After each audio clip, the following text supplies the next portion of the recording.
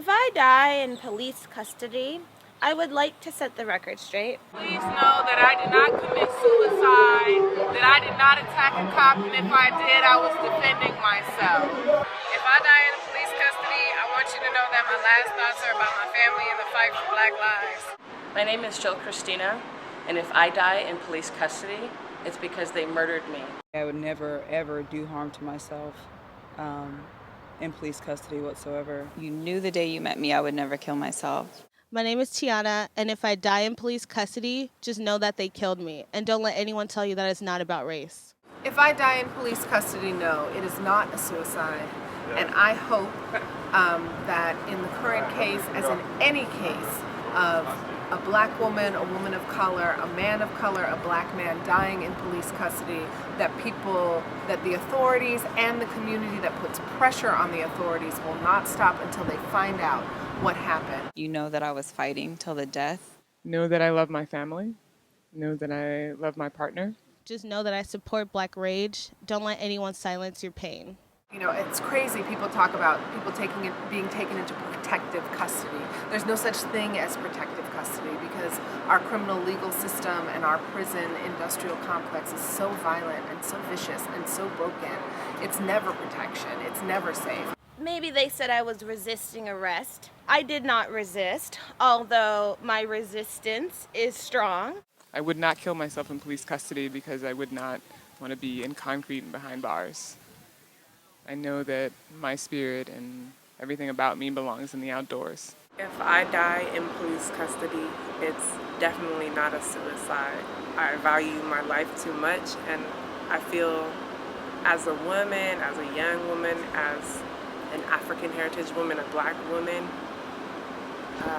I've fought very hard, and different people in my family have fought very hard, and my ancestors have fought very hard for me to be here and even have the experiences that I've had, and every day is a gift to me, so there's no way that I would throw it away, and so I want you to know that.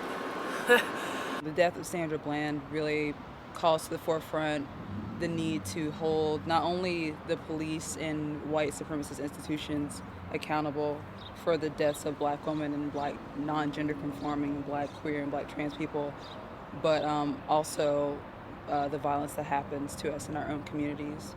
People are not talking to each other. People are not sharing information. And I want us to figure out how to remedy that. Because if I die in police custody, I want all of my people talking. I don't want it to be something that people would have to check into Twitter or Instagram or check their Facebook timeline to figure out that I was dead. Plenty of women in prison right now are in prison, Black women, for defending themselves against terrorism from cis hetero Black men in their own communities. So we hear you, we say your name, Sandra Bland, we honor you. Know that I'm inspired by the culture in which I was raised, African American culture, which is one of survivors, which is one of strength, and which is one of heroes that have always guided my life, and who fought and struggled and won against oppression throughout history. I was a teenage protester, which was a good thing. And I was protesting around a number of different issues, many of them international. I had a lot of white friends that I protested with, and we would go to these, we'd be in these big mass arrests. In my later teens, I was in an action where it was a small group, and they put me in a room by myself and locked the door, and I was so terrified. And I realized that I wasn't one of my white friends. I was a Black girl locked up in juvie and nobody knew where I was. I realized the vulnerability of women in custody. And even though I got like the tiniest infinitesimal fragment of what it's like for most incarcerated Black women, I never risked arrest again. I spoke for Black people living and mattering, and I died in police custody because I was assassinated. Don't let the political conversation shift from the violence of white privilege and white supremacy to needing more surveillance on prisoners or any other capitalist advancement. If I die in police custody, my light-skinned privilege did not save me. My education did not save me. It was anything but.